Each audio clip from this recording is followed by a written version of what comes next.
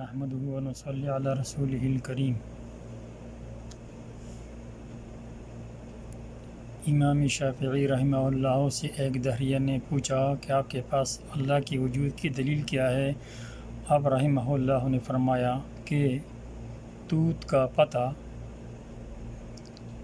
پتہ جب بکری کھاتی ہے تو اس سے دودھ بنتا ہے، اور جب ریشم کا کیڑا کھاتی ہے تو اس سے ریشم بنتی ہے،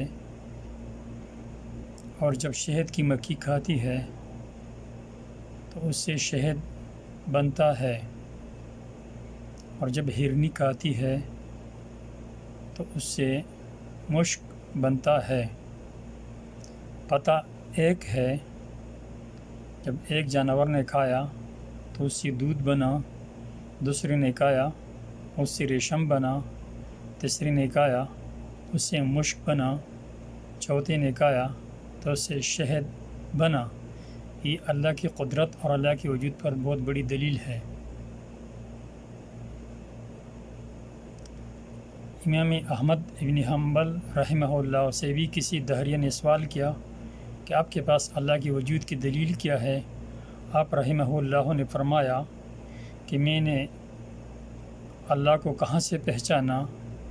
میں نے اللہ کو وہاں سے پہچانا کہ میں نے ایک محل دیکھا جو چاندی کا محل تھا، اور اس میں کسی قسم کا سوراخ نہیں تھا، اور اس کے اندر پھر میں نے سونے کا ایک محل دیکھا، اس میں بھی کسی قسم کا سوراخ نہیں تھا۔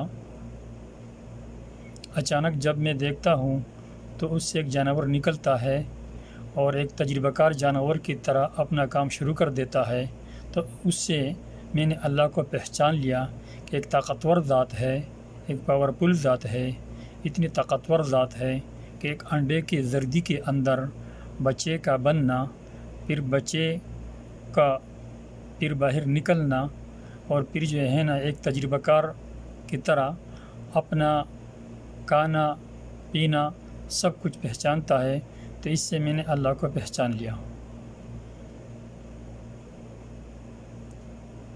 امام مالک رحمہ اللہ سے پوچھا کسی دہریہ نے کہ آپ کے پاس اللہ کی وجود کی دلیل کیا ہے؟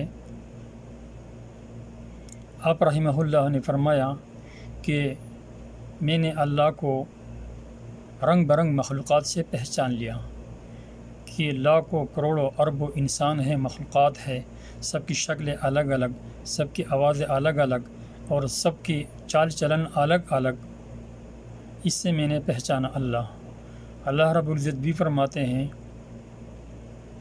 یا ایھا الانسان ما غرک بربک الکریم، اے انسان آپ کو کس چیز نے دھوکے میں رکھا ہے، کس چیز نے آپ کو غفلت میں رکھا ہے؟ جو تیرا رحیم اور کریم، تیرے اوپر مہربان رب ہے، تم بھول گیا اس کو۔ الذی خلقک، جس نے تمہیں پیدا کیا، فسواک، پھر برابر برابر اور ٹھیک ٹھیک بنایا، فعدلک، تیرے ہر اعضاء کو صحیح بنایا اور اعتدال کے ساتھ بنایا۔ فی ای صورت ما شاء رکبک، جس صورت میں چاہا تمہیں پیدا کیا۔ یعنی پوری دنیا کے اندر تقریباً 4.5 لاکھ بچے ہر روز دنیا کے اندر آ رہے ہیں۔ یہ اللہ کی قدرت ہے، بہت بڑی قدرت ہے۔ اللہ کو پہچاننے کے لیے ہزاروں لاکھوں کروڑوں نشانیاں ہے، لیکن اللہ قرآن میں خود فرماتے ہیں کہ دیکھو ایک بچہ ہے، ماں کے پیٹ میں جب بنتا ہے تو اس کی شکل و صورت الگ الگ، اور جتنے بچے دنیا کے اندر آ رہے ہیں 4.5 لاکھ بچے آ رہے ہیں، سب کی شکلیں الگ الگ، سب کی آوازیں الگ الگ، ایک حلق ایک گلا، اور سب کی آوازیں الگ الگ، سب کی چال چلن الگ الگ۔ یہ کتنی ذالکم اللہ ربکم فتبارک اللہ رب العالمین۔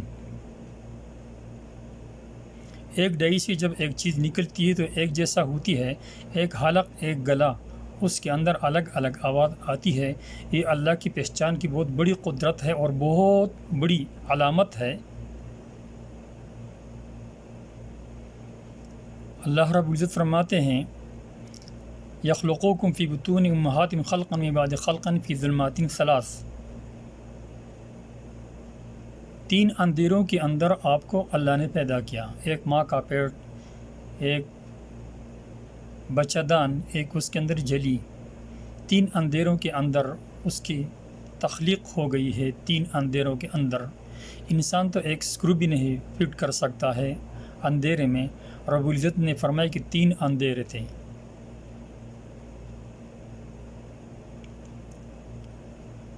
اور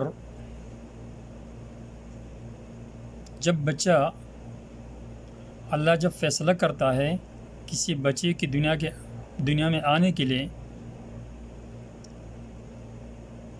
تو جب حکم ہوتا ہے اللہ کی طرف سے، تو ایک نطفہ سے جب انسان بنتا ہے، بچہ بنتا ہے، تو کتنی بڑی قدرت ہے یہ ایک نطفہ سے۔ تو جب پہلے ہفتے میں یہ ٹھہرتا ہے بچہ، تو یہ 1/16 انچ کا ہوتا ہے۔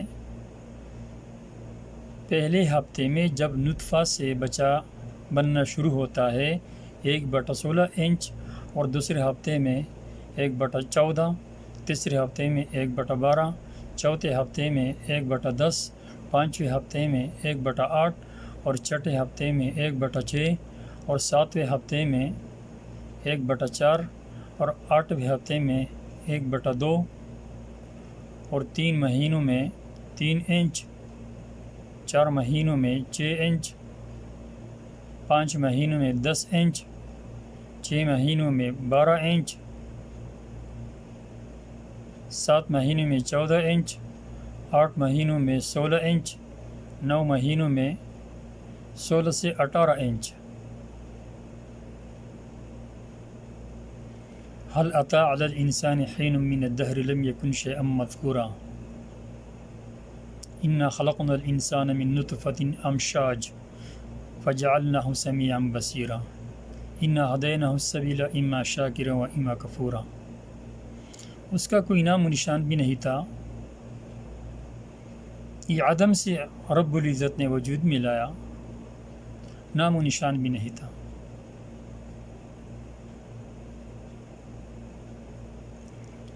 پھر لوگ کہتے ہیں کہ جب انسان مٹی ہو جائے اور ریزہ ریزہ ہو جائے اور خاک ہو جائے، تو پھر کس طریقے سے دوبارہ زندگی اس کو مل سکتی ہے؟ تو اللہ رب العزت فرماتے ہیں کہ تیرا تو کوئی نام و نشان بھی نہیں تھا، اور تو پوری کائنات کے اندر بکھرا ہوا تھا۔ کیسا بکھرا ہوا تھا؟ فرماتے ہیں یہ انسان ہوا کی لہروں میں، چاند کی روشنی میں، ستاروں کی تاثیر میں، کھاد کی گندگیوں میں، سورج کی روشنی میں، زمین کے ذرات میں، بارش کے قطروں میں، ہوا کی لہروں میں یہ انسان بکھرا ہوا تھا، اور اللہ نے سمیٹ لیا، غذا کی شکل اس کو دے دی، غذا مرد اور عورت نے کھائی، اسے منی بن گئی، وہ منی پیٹ کے 3 اندھیروں کے اندر اللہ کی قدرت سے اس سے بچہ بنا۔ تو یہ تو بکھرا ہوا تھا، یہ پوری کائنات کے اندر بکھرا ہوا تھا، اور اللہ نے سمیٹ لیا۔ تو جو رب یہ کام کر سکتا ہے کہ پوری کائنات کے اندر اس کو سمیٹ کر ایک قطرہ سے، ایک نطفہ سے، ایک قطرہ سے ایک خوبصورت انسان بنا سکتا ہے، تو کیا دوبارہ پیدا کرنے پر وہ ذات قادر نہیں ہے؟ بلا، کیوں نہیں قادر؟ بالکل قادر ہے۔ ایک انجینئر کے لیے پہلی ایک چیز کو بنانا مشکل ہوتا ہے، لیکن جب ایک چیز بن جاتی ہے پھر اس کے لیے کیا مشکل ہے؟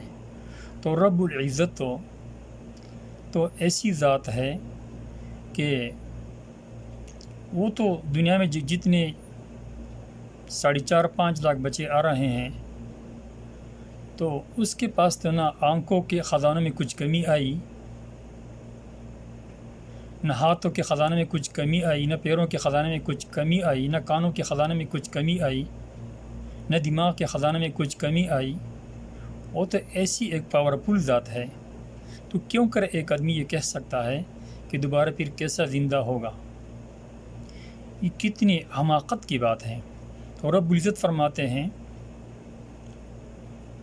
ہم اس پر قدرت رکھتے ہیں، ہم اس پر قدرت رکھتے ہیں، اور اس ذرات سے میں آپ کو دوبارہ پیدا کروں گا، میں اس پر قادر ہوں، میں اس پر قادر ہوں۔ تو رب العزت فرماتے ہیں انسان کو چانس دیتا ہے کہ توبہ کرو، معافی مانگو۔ اس دنیا کے اندر تم چند دنوں کے لیے مہمان ہے، تو خود اس دنیا میں نہیں آیا، تیرا وجود تیرا ذاتی نہیں ہے، یہ عاریتاً آپ کا جو بدن ہے، آپ کی جو نعمتیں ہیں اللہ کی طرف سے یہ ملی ہوئی ہے، چند دنوں کے لیے ہے یا چند سالوں کے لیے ہے، پھر دوبارہ یہ سب چیزیں تم سے لی جائے گی، یہ جوانی بھی ختم ہو جائے گی، مال بھی ختم ہو جائے گا، بینک بیلنس بھی ختم ہو جائے گا، پراپرٹی بھی ختم ہو جائے گی، سب چیزیں تم سے چھین لی جائے گی۔ ما عندکم ینفد وما عند اللہ باق۔ تو نہ تو خود آیا اور نہ خود اس دنیا سے تو چلا جائے گا، جس نے آپ کو بھیجا ہے وہی اس پر قدرت رکھتا ہے کہ آپ کو دوبارہ اپنی طرف بلائے گا، اور پھر قیامت کے دن میں وہ کھڑا کر کے اپنے سامنے کھڑا کرے گا کہ آپ سناؤ، آپ جو باتیں کر رہے تھے کہ کون زندہ کرے گا، کیسا زندہ کرے گا، اور ضرب لنا مثلا ونسی خلقہ، میرے بارے میں تم پوچھ رہے تھے کہ اللہ کیسا ہے، ہم نے دیکھا نہیں ہے، اور جب کوئی کسی کو جب آنکھوں سے نظر نہیں آئے گا ہم اس کو کیسا مانیں گے، اور اپنی خلقت کو تم بھول گیا۔ یہ کتنا نادان انسان ہے، کتنا نادان انسان ہے۔ تو رب العزت فرماتے ہیں کہ توبہ کرو، بولتے ہیں جب سانس ہے تو چانس ہے۔ کم من فتن امسا و اصبح ضاحکن و اکفان فی الغیب تنسجہ ولا یدری۔ کتنے نوجوان ایسے ہیں خوش ہوتے ہیں، صبح کرتے ہیں شام کرتے ہیں، میں یوں کروں گا میں وہ کروں گا، ان کو پتہ بھی نہیں میرے کفن کا کپڑا آ چکا ہے، آج دنیا میں میرا آخری دن ہے، اور کل اپنی آنکھوں سے سورج کو نہیں دیکھ سکوں گا۔ تو اللہ کی اتنی بڑی قدرت ہے، اتنی بڑی قدرت ہے کہ اس نے آسمانوں کو بغیر کسی ڈیزائن کے بنایا، اور کتنے بڑے آسمان۔ یہ نادان انسان کیا پوچھ رہا ہے اللہ کے بارے میں، یہ باتیں کر رہا ہے کہ اللہ کیسا ہے، ہم اللہ کو دیکھا نہیں ہے، ہم کیسا اللہ کو مانیں گے، ہم قرآن کو کیسا مانیں گے۔ کتنا نادان ہے یہ انسان۔ رب العزت فرماتے ہیں فرجع البصر هل ترى من فطور، تم آسمان کو دیکھو پھر دیکھو، فرجع البصر هل ترى من فطور ثم ارجع البصر هل ترى من فطور ثم ارجع البصر کرتین ينقلب الیک البصر خاسئا وهو حسیر۔ یہ تکرار پر دلالت کرتا ہے کہ پھر دیکھو، اتنا مرتبہ دیکھو کہ تو تھکا ہوا تیری نظر آئے گی واپس، لیکن اس کے اندر کچھ دراڑ آپ کو نہیں آئے گا۔ اتنا بڑے چت کو تم بھول رہے ہیں، اور اللہ کی شان میں، اللہ کے بارے میں انسان باتیں کر رہا ہے کہ اللہ کون ہے، اللہ کیسا ہے، ہم نے دیکھا نہیں ہے، ہم کیسا مانیں گے۔ یہ کتنی حماقت کی بات ہے، کتنی حماقت کی بات ہے۔ ایک بھیڑ بکری، ایک جانور تو اپنے مالک کو پہچانتا ہے، لیکن جو انسان ہے، جو اشرف المخلوقات ہے، جس کے اندر علم بھی ہے، عقل بھی ہے اور شعور بھی ہے، اس نے اپنے خالق اور مالک کو نہیں پہچانا۔ یہ کس طریقے سے انسان کہنے کا اس کو قابل ہوگا، یہ اس کو انسان کہا جائے گا؟ اللہ تو اس کو چوپائے کہتے ہیں، اولئک کالاعنام بل هم اضل سبیلا واولئک هم الغافلون۔ جو اللہ سے غافل ہے، جو اللہ کو نہیں پہچان سکا، اتنے کروڑوں نشانیوں میں سے اللہ کو نہیں پہچان سکا، یہ تو چوپائے ہے۔ اللہ فرماتے ہیں یہ تو درندہ ہے، چوپائے ہے، بلکہ چوپائے سے بھی بدتر ہو گیا۔ یہ ایک چوپائے، ایک جانور تو کم سے کم اپنے مالک کو تو پہچانتا ہے۔ اگر کسی چراگاہوں کی طرف سے یا پہاڑوں کی طرف سے جو جانور چرنے کے لیے جایا کرتے ہیں، واپس جب آتے ہیں تو اپنے مالک کا گھر پہچانتا ہے۔ اگر دروازہ بند مل گیا تو وہ دروازے کے سامنے کھڑا رہے گا، لیکن کسی کے گھر میں نہیں جھانکے گا وہ، وہ مالک ہی اس جو ہے نا، یہ میرا مالک ہے، وہ خشک گھاس یا سبز چارہ اس کو کھلاتا ہے، اس نے تو اپنے مالک کو پہچان لیا کہ یہ میرے مالک کا گھر ہے۔ اگر برف کیوں نہیں برستی، لیکن کسی کے گھر میں نہیں جائے گا وہ۔ یہ جانور ہے، اس کے اندر صرف شعور ہے، نہ علم ہے اور نہ عقل ہے۔ اس اشرف المخلوقات کے پاس علم بھی ہے، عقل بھی ہے، شعور بھی ہے، پھر بھی اللہ کی شان میں باتیں کر رہا ہے کہ کیسا ہوگا، کیسا زندہ ہوگا، ہم نے دیکھا نہیں ہے، یہ کتنی حماقت کی بات ہے، کتنی حماقت کی بات ہے۔ لاکھوں کروڑوں نشانیاں ہیں، کروڑوں نشانیاں ہیں۔ ٹوکیو سے ایک ڈاکٹر آ رہا تھا، دہریہ تھا، اس نے مولانا محمد عمر پالن پوری سے پوچھا کہ ہم اللہ کو کیسا مانیں گے جب ایک چیز آنکھوں سے نظر نہیں آ رہی ہے، تو اس کو کس طریقے سے مانا جائے گا؟ تو پالن پوری رحمہ اللہ نے فرمایا کہ بہت ساری چیزیں ایسی ہوتی ہیں جو کہ دیکھے بغیر بھی مانی جاتی ہیں۔ تو اس نے کہا بہت ساری کو چھوڑ، 2-4 چیزیں بتاؤ۔ تو آپ نے فرمایا کہ دیکھو، جنگل بیابان میں اونٹ کبھی گزرا ہوا ہو، جب گزرا ہے کہیں، اور اس کے پیروں کے جو نشانات ہیں اور اس کی مینگنیاں ہے، تو ایک آدمی نے جب مینگنیاں دیکھ لیا اور پیروں کے نشانات جب دیکھ لیے، تو اس کو پتہ چلا کہ یہاں سے اونٹ گزرا ہوا ہے۔ اب اس نے اونٹ کو دیکھا نہیں ہے، لیکن نشانی کیا ہے؟ اونٹ کے پہچاننے کی نشانی کیا ہے کہ اونٹ گزرا ہوا ہے، پیروں کے نشانات ہیں اور مینگنیاں ہیں۔ تو حضرت نے فرمایا کہ پھر ایک جنگل بیابان میں ایک کھوٹی بنی ہوئی ہے، رنگ کیا ہوا ہے، خوبصورت بلڈنگ ہے اور پورا فرنیچر سے بھرا ہوا ہے، لیکن وہ بالکل خالی ہے۔ لیکن جب آپ کی نظر اس پر لگے گی تو اس کا جو بنانے والا مالک تھا، بولتا ہے آپ نے تو دیکھا نہیں نا؟ بولتا ہے نہیں۔ بولتا ہے آپ مانتے ہیں کہ یہ گھر کسی نے بنایا ہے؟ بولتا ہے جی میں مانوں گا کہ یہ گھر کسی نے بنایا ہوا، کیونکہ اس کی نشانی یہ ہے کہ یہ گھر بغیر کسی بنانے والے کا نہیں بن سکتا ہے خود بخود۔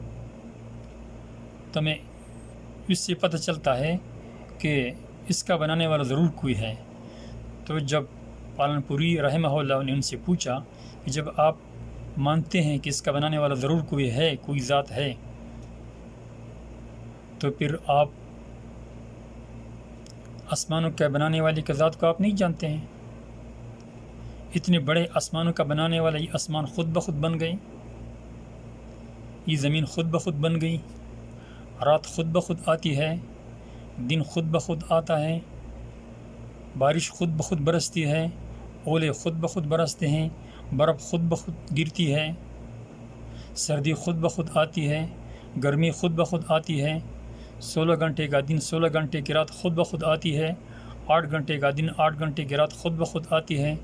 رب المشرقین و رب المغربین، رب المشارق و رب المغارب، یہ سب چیزیں خود بخود ہوتی ہے۔ سبزیاں، ترکاریاں، پھل فروٹ یہ خود بخود بنتے ہیں۔ خشک لکڑیوں میں، باغاتوں میں پھل کہاں سے آ رہا ہے؟ یہ خود بخود ہوتا ہے۔ آموں کے باغات میں اتنا میٹھا آم، یہ خود بخود آتا ہے۔ سیب خود بخود آتے ہیں، اور دنیا بھر کے جتنے اور بھی نعمتیں ہیں یہ باغاتوں میں خود بخود پکتے ہیں اور خود بخود بنتے ہیں۔ اتنی بڑی نعمتیں ہیں، یہ سب چیزیں خود بخود ہوتی ہے۔ وَإِنَّ لَكُمْ فِي الْأَنْعَامِ لَعِبْرَةً نُسْقِيكُم مِّمَّا فِي بُطُونِهَا مِن بَيْنِ فَرْثٍ وَدَمٍ لَبَنًا خَالِصًا سَائِغًا لِّلشَّارِبِينَ، اور جب گوبر اور خون کے بیچ میں سے سفید دودھ میں تمہیں پلاتا ہوں، رب العزت فرماتے ہیں یہ میری قدرت کی نشانیاں نہیں ہے؟ آپ پھر بھی میری شان میں باتیں کرنے لگیں گے۔ جب خشک گھاس اور سبز چارہ اس جانور نے کھایا تو سفید دودھ کہاں سے آیا؟ جب آپ چینی وائٹ کرنا چاہتے ہیں تو بغیر چنا کسی کیمیکل کی وائٹ ہو ہی نہیں سکتی ہے۔ تو یہ سبز پتے جب بکری نے کھائے اور اتنے کڑوے پتے، اس سے اتنا زبردست دودھ، اتنا میٹھا دودھ کہاں سے آیا؟ اور چارے میں دودھ کہاں سے آیا؟ دودھ تو سبز ہونا چاہیے تھا۔ چارے کھانے کے بعد تو دودھ سبز ہونا چاہیے تھا، یہ کہاں سے آ گیا؟ رب العزت فرماتے ہیں میری قدرت ہے، لیکن تم تو قرآن سے دور ہے نا، تم قرآن کی اسٹڈی تم نے نہیں کیا، اگر اسٹڈی کرتا تو یہ باتیں کبھی بھی آپ کے منہ پر نہیں آتی، لیکن تم تو قرآن سے بالکل کورا ہو گیا ہے، دور ہو گیا ہے، تو اندھا ہو چکا ہے میری کتاب سے۔ تو یہ سب چیزیں خود بخود ہوتی ہے، کبھی نہیں ہوتے خود بخود۔ من بین فرس و دم لبنا خالصا سائغا للشاربین، جب کسی جانور کو انسان ذبح کرتا ہے، جب 30-40 کلو دودھ دیتی ہے تو اس کے تن میں آپ ایک پیالہ دودھ پیر نکالو، یہ کہاں سے آیا؟ یہ اللہ کے امر سے آیا۔ یہ اللہ کی اتنی بڑی قدرت، ایک ایک چیز میں اللہ کی کتنی بڑی قدرت۔ خود انسان کو اللہ خود فرما رہے ہیں، گلہ کر رہے ہیں، اولم یتفکروا فی انفسہم وفی انفسکم افلا تبصرون، تمہارے بدن کے اندر میرے قدرت کی نشانیاں ہیں، تم دیکھتے نہیں ہو؟ تم خود بخود بنا، ماں کے پیٹ کے 3 اندھیروں کے اندر تم خود بخود بنا۔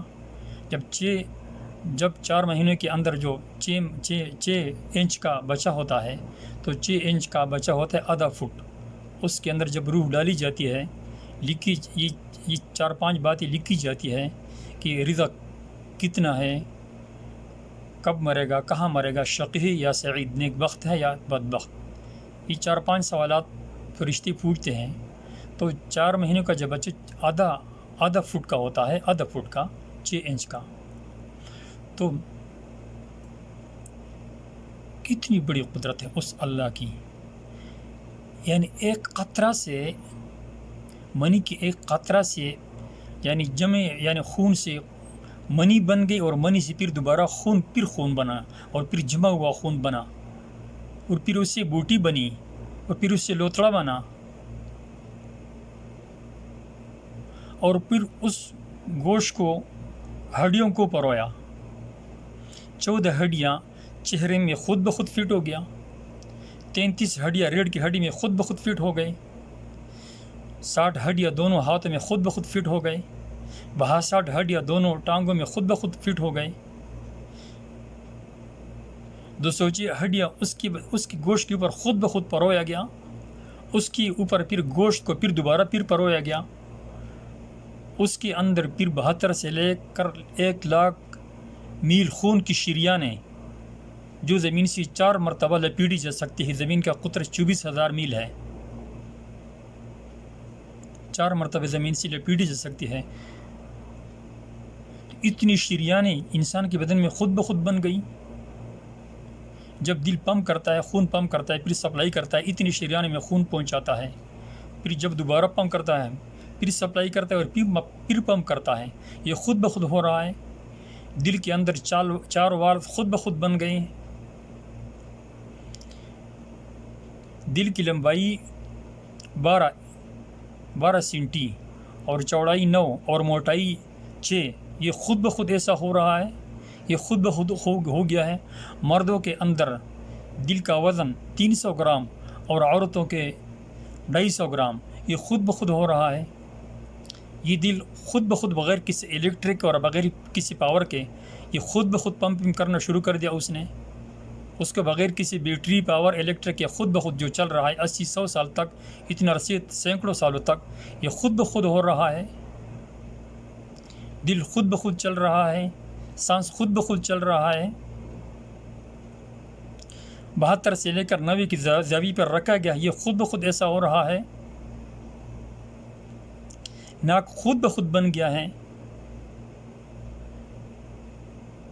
یہ کبھی کبھار لیبارٹری کا کام بھی کر رہی ہے، اور آکسیجن اور بھی کتنے فائدے ہیں۔ بات کا جو وزن ہوتا ہے وہ ناک کے ذریعے سے اس کو وزن کیا جاتا ہے تاکہ بات برابر منہ سے اور نکل جائے، اور بھی کتنے فائدے ہیں ناک میں، یہ خود بخود ایسا ہو رہا ہے۔ آنکھوں کے اندر 130 ملین لائٹ ریسیپٹر، یہ خود بخود ہو گیا ہے۔ کانوں کے اندر 1,00,000 سماعتی خانے فٹ ہو گئے، یہ خود بخود ہو رہے ہیں۔ زبان میں 3,500 ٹیسٹ بٹ، یہ خود بخود یہ خانے بن گئے ہیں۔ جب ہمارے ناخن بڑھتے چلے جا رہے ہیں اور ہم کاٹتے چلے جا رہے ہیں، اگر خدا نخواستہ دانت بھی بڑھتے چلے جاتے، اوپر والے نیچے اور نیچے والے اوپر، تو کتنی بڑی پریشانی کا شکار ہوتا ہے انسان۔ رب العزت نے اس کو حکم دیا کہ ابھی اور آگے بڑھو مت۔ ایسا خود بخود ہو رہا ہے۔ جب سر کے بال اور داڑھی کے بال بڑھ جاتے ہیں، انسان کاٹتا ہے، اور پلکیں اور بوئیں اللہ نے اس کو حکم دیا کہ اب بڑھنا نہیں ہے، یہ میری بندے کی خوبصورتی خراب ہو جائے گی۔ یہ کتنی بڑی قدرت ہے۔ یہ سب چیزیں خود بخود ہو رہی ہے۔ آنکھوں کی فٹنگ، اوپر مضبوط ہڈی اور نیچے مضبوط ہڈی، اور بالکل آنکھ اندر کی طرف فٹ کیا ہوا ہے، یہ خود بخود ایسا ہو رہا ہے۔ یہ کتنا باغی اور کتنا سرکش انسان ہے۔ اس انسان کو اگر گندگی بنانے کی مشین کہا جائے تو انسان کی توہین نہیں ہے۔ اتنی بڑی قدرت، یہ اپنے جانوں میں بھی غور نہیں کرتے ہیں، یہ سوچتے بھی نہیں ہے کہ مجھے ایک قطرہ سے کس نے انسان مجھے بنایا۔ من اوصل الیک الغذاء وانت جنین فی بطن امک، تم کو روزی کس نے پہنچائی جب تم ماں کے پیٹ کے اندر جنین تھا؟ ایک پیٹ تھا، ایک بچہ دان اور ایک جلی، 3 اندھیروں کے اندر، وہ کون ذات تھی؟ کس کی قدرت تھی؟ من اوصل الیک الغذاء وانت جنین فی بطن امک، هل یقدر علی ذلک احد غیری، میرے علاوہ اور کوئی یہ کام کر سکتا ہے؟ ماہواری کا جو گندا خون ہوتا ہے، بچے جب ہوتا ہے، بچے کے ساتھ ایک فرینڈ اس کو کہا جاتا ہے، ساتھی، تو وہ خون اس میں سٹور ہوتا ہے۔ جب بچے کو بھوک لگتی ہے تو اس میں وارز لگے ہوئے ہوتے ہیں، وہ وارز کے ذریعے سے بچے کے بدن میں ناف کے ذریعے سے جب چلا جاتا ہے خون، اور بچے کا بدن جب سیر ہوتا ہے، اس کے بعد پھر جو ہے نا وہ وارز آٹومیٹک خود بخود بند ہو جاتا ہے جب بچے کا بدن سیر ہو جاتا ہے۔ ایسا خود بخود ہوتا ہے۔ یہ بغیر کسی کی قدرت کی نہیں ہے، بغیر کسی کی اتنی بڑی پاورفل ذات کی قدرت کی نہیں ہے۔ یہ کتنی بڑی پاورفل ذات ہے، کتنا مربوط نظام، کتنا نظم و ضبط کے ساتھ، کتنی سسٹم اور ترتیب کے ساتھ اس کو اندر سے جو ہے نا پال رہا ہے۔ یہ سب چیزیں خود بخود ہو رہی ہے۔ لم ازل ادبر فیک تدبیر حتی انفذت ارادتی فیک فلما اخرجتک الی دار الدنیا اکثرت المعاصی، کتنی بڑی قدرت میں نے تیرے اندر چلائی، کتنی بڑی قدرت ہے میری۔ جب میں نے دنیا کے اندر تمہیں نکالا تو تم بس بات کر رہے ہیں، اور بس میری قدرت میں آپ باتیں کر رہے ہیں، میری شان میں باتیں کر رہا ہیں۔ بولتے کون زندہ کرے گا، کیسے زندہ کرے گا؟ اور تم بھول گیا، تم اپنے اندر جتنی میری قدرت تیرے اندر میں نے استعمال کیا تھا، تم سب کچھ بھول گیا۔ اتنا بڑا بے وفا، اتنا بڑا کم عقل، اتنا بڑا نادان بھی کوئی مخلوق ہو سکتی ہے جو انسان ہوتا ہے؟ پھر پیدا ہوتے ہی ماں کے سینے کے ساتھ لپٹنا شروع ہوتا ہے۔ یہ سائنس اس نے اندر سے خود بخود سیکھ لیا تھا کہ اب تیرا کھانا دوسری جگہ میں چلا گیا، اب تو یہ کھا رہا ہے، اب تو تیرا پینا اور تیری غذا یہ ہے۔ یہ ماں کے سینے کے ساتھ لپٹنا شروع ہو جاتا ہے۔ ابھی تک دودھ نہیں تھا، اب دودھ کہاں سے آ گیا؟ یہ خود بخود آ گیا۔ اور جو ماہواری کا گند خون تھا، اس خون سے اللہ نے پھر وہ خون دودھ میں جو ہے نا وہ بدل دیا۔ اب پہلا خون تھا، اب دودھ ہے۔ اب شدید سردی کے موسم میں جب بچہ پیدا ہوتا ہے تو بالکل ہیٹنگ کا کام کرتا ہے، بالکل گرم دودھ، اور جب جون جولائی میں شدید گرمی کے موسم میں جب بچہ پیدا ہوتا ہے تو بالکل ٹھنڈا دودھ۔ یہ سب چیزیں خود بخود ہو رہی ہے۔ اکثر تلماش تو گناہوں پر شروع ہوگی۔ جب میں نے دنیا کے اندر تم کو نکالا تو گناہ، اس طرف سے گناہ، اس طرف سے گناہ، اس طرف سے گناہ، اس طرف سے گناہ، دن اور رات گناہوں میں تو گزار رہا ہے، غفلت میں گزار رہا ہے، اور اپنے خالق اور مالک کو بھول گیا۔ یہ کتنی بڑی پاورفل ذات کو تم بھول رہا ہے۔ یہ کیسا انسان ہے؟ یہ انسان کہنے کا قابل ہے؟ یہ اتنی بڑی قدرت، اتنی بڑی کائنات کا رب یہ اوپر نہیں دیکھ رہا ہے؟ یہ ستاروں پر کس کا کنٹرول ہے؟ جو کہکشاں ہیں، جو اربوں کربوں کہکشاں ہیں، یہ خود بخود چل رہے ہیں۔ آسمان بغیر کسی ستون اور پلر کے خود بخود کھڑا ہے۔ انسان جب کوئی کمرہ کھڑا کرتا ہے تو بغیر کسی پلر کی تو کھڑا ہی نہیں ہو سکتا ہے۔ تو اتنا بڑا آسمان بغیر عامدین ترونہا، بغیر کسی پلر کی تم دیکھ رہے ہو، یہ خود بخود کھڑا ہے۔ ستارے خود بخود، سیارے خود بخود گردش میں ہیں۔ اتنا اربوں کربوں کہکشاں خود بخود اس میں زمین کے جو جو ذرات ہیں اس سے بھی زیادہ ستارے ہیں، یہ خود بخود اوپر جو ہے نا وہ آسمانوں کے اندر گم رہے ہیں. یہ سب چیزیں خود بخود ہو رہی ہے. دن رات کا نظام خود بخود آ رہا ہے. رب العزت فرماتے ہیں اربوں کربوں نشانیاں ہیں میری، اربوں کربوں نشانیاں ہیں. اے میرے بندے، تم مجھے پہچانو اور مجھے راضی کرو. تم اس دنیا کے اندر مہمان کی طرح ہو، تم نے اس دنیا کو چھوڑ کر چلے جانا ہے. یا تو ہمیشہ کے لیے جنت ہوگی یا ہمیشہ کے لیے دوزخ ہوگی. تیرا بدن تیرا ذاتی نہیں ہے. تیرا بدن اگر تیرا ذاتی ہوتا تو انسان کبھی بھی مرنا نہیں چاہتا ہے. انسان کبھی بھی بوڑھا ہونا نہیں چاہتا ہے. انسان کبھی بھی بیمار نہیں ہونا چاہتا ہے. تو یہ جو ایک ایک اندام ہے یہ تو اللہ کی طرف سے عطا کردہ ہے. یہ تو عاریتاً ہم کو ملی ہوئی ہے استعمال کے لیے. یہ تو پھر ہم نے حوالے کرنا ہے جس نے اس کو پیدا کیا تھا. ہم مانیں یا نہ مانیں، لیکن وہ ذات اس پر قدرت رکھتی ہے کہ یہ سب چیزیں ختم ہو جائے گی. تم فنا ہو جائے گا اس دنیا سے، اس چلا جائے گا. پھر عالم آخرت کی طرف تم جب چلا جائے گا تو پھر آپ سے ہم پوچھ گچھ کریں گے. جب تم کسی دوسری دنیا میں جا رہے ہو تو اس دنیا کے لیے آپ نے کیا تیاری کی ہے؟ اس دنیا میں جانے کے لیے آپ کے پاس کاغذات، آپ کے پاس ڈاکیومنٹس، آپ کے پاس کیا ہے؟ پاسپورٹ ہوتا ہے، ویزا ہوتا ہے. سب چیزیں جب ہوتی ہے تو آپ کے پاس کیا ثبوت ہے؟ تو اسی کی تیاری کے لیے اللہ رب العزت نے انسان کو بھیجا تھا کہ تیاری کر لو. لیکن انسان غفلت میں ڈوب گیا اور غفلت کی نیند سو رہا ہے. الناس نیام فاذا ماتوا انتبہوا، یہ سب لوگ سو رہے ہیں لیکن جب مر جائیں گے پھر بعد میں جاگ جائیں گے. لیکن پھر تو فائدہ نہیں ہوگا. پھر تو خون کے آنسو روئیں گے لیکن پھر کچھ بھی نہیں ہوگا.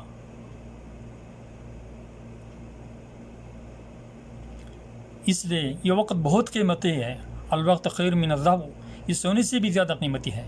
سونے سے بھی زیادہ قیمتی ہے.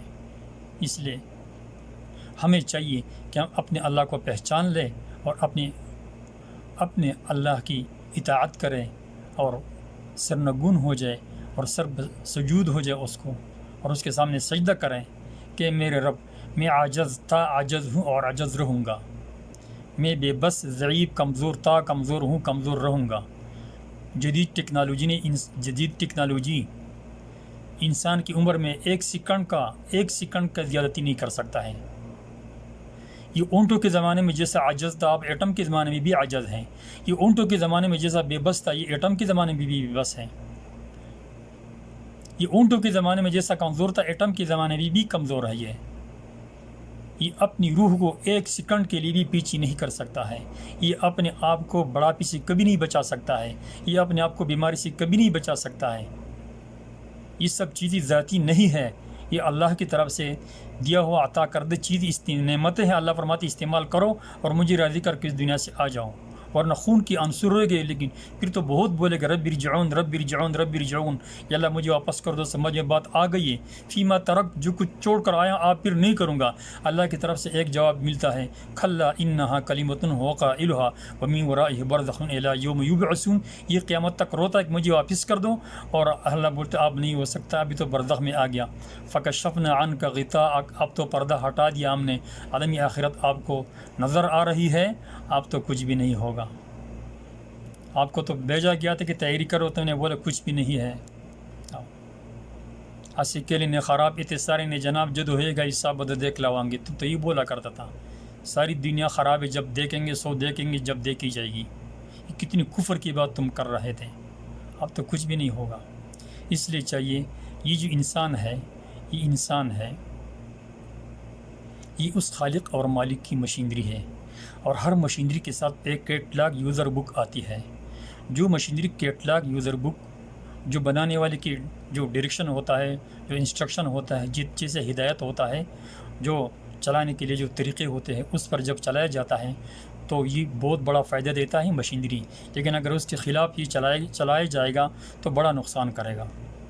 یہ انسان اللہ کی مشینری ہے، اور اس مشینری کو صحیح چلانے کے لیے اللہ رب العزت نے قرآن بھیجا ہے کہ جب یہ مشینری اس قرآن کے مطابق زندگی گزارے گی تو یہ دنیا بھی اس کی جنت بنے گی، اور موت کے بعد ہمیشہ کے لیے ان کو میں جنت سے نوازوں گا. ہمیشہ کے لیے جنت کی زندگی ملے گی، جو کہ کبھی اس میں کبھی بھی زوال اس کو نہیں آئے گا. یہ قرآن کی شکل میں اللہ رب العزت نے یہ آسمانی کتاب نبی کریم صلی اللہ علیہ وسلم کو عطا فرمایا ہے، ہم تک پہنچا ہے۔ تو کتنا بڑا سرمایہ ہے، کیسی زبردست کتاب ہے۔ اب اس کتاب کو ہم نے بس پسی پشت ڈال دیا ہے اور بھلا دیا ہے۔ یہ کتنی بڑی بدقسمتی ہے، کتنی بڑی تاثیر اور متاثر کن کتاب ہے اس کائنات کے اندر، کتنی بڑی متاثر کن کتاب ہے۔ اس کو جب پڑھے گا، اس کو جب دیکھے گا اور سمجھے گا، تو اس کے بدن پر جو بال ہوتے ہیں یہ تو بال کڑے کرنے والے ہیں۔ تقشعر منہم جلودہم، یہ تو بال کڑا کرے گا۔ ایسی یہ پہاڑوں بھی ترتراتے ہیں۔ ایسی کتاب ہے جو کہ اس کتاب کو ہم نے تعویذ بنایا ہوا ہے یا پسی پش ڈال دیا ہے۔ یہ ہماری غفلت ہے اور بہت بڑی غفلت ہے۔ اس غفلت سے اگر ہم نہیں جاگیں گے تو بہت بڑی بدقسمتی ہو جائے گی۔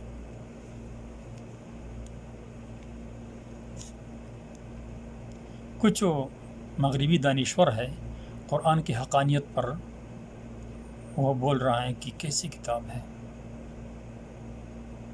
کیسی عجیب و غریب کتاب ہے۔ ایک نامور مورخ ڈاکٹر گبن لکھتا ہے کہ قرآن وحدانیت کا سب سے بڑا گواہ ہے۔ اگر کوئی موحد فلسفی مذہب قبول کر سکتا ہے تو وہ اسلام ہی ہوگا، غرض سارے جہان میں اس کی نظیر نہیں مل سکتی۔ ایک دوسرا لکھتا ہے،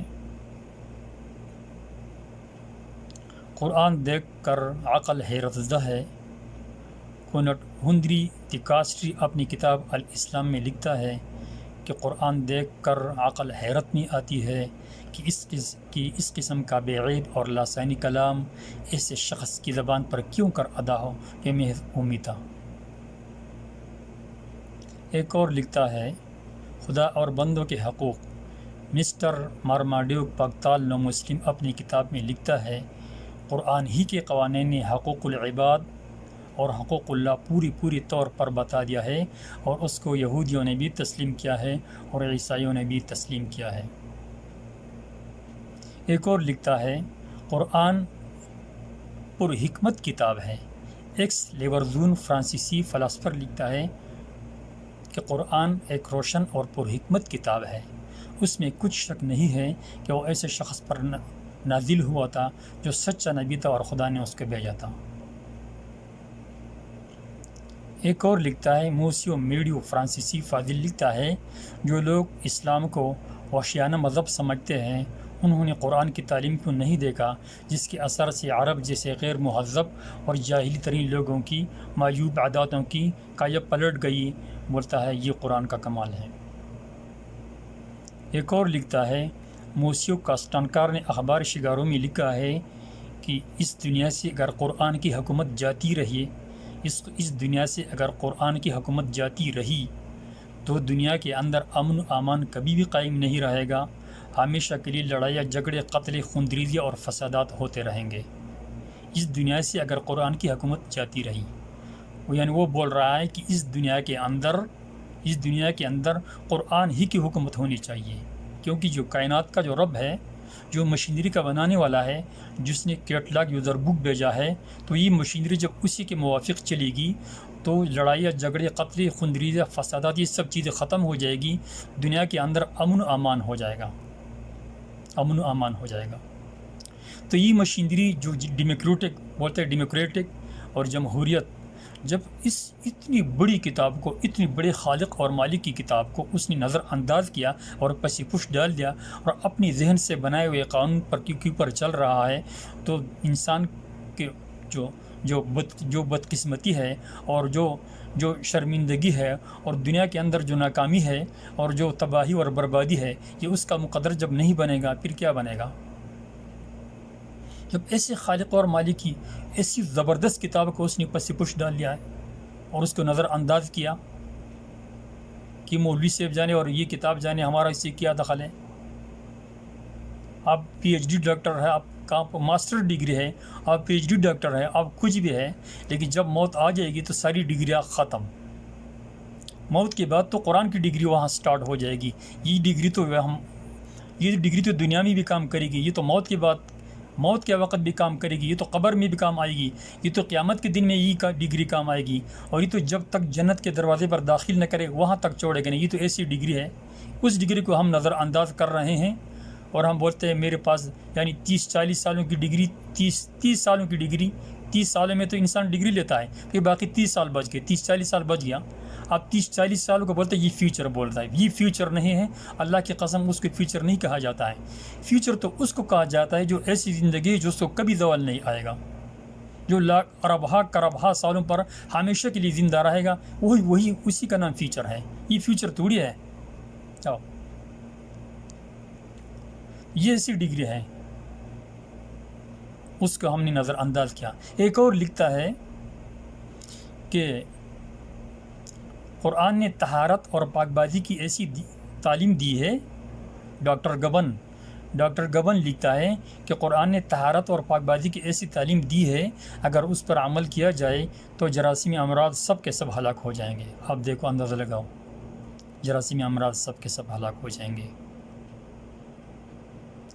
وہ مدینے میں جو نجران کا طبیب آیا تھا، عیسائی تھا، کوئی پیشنٹ نہیں آ رہا تھا، تو وہ یہ سمجھا کہ یہ جو ہے نا میں عیسائی ہوں اس لیے نہیں آ رہا ہے،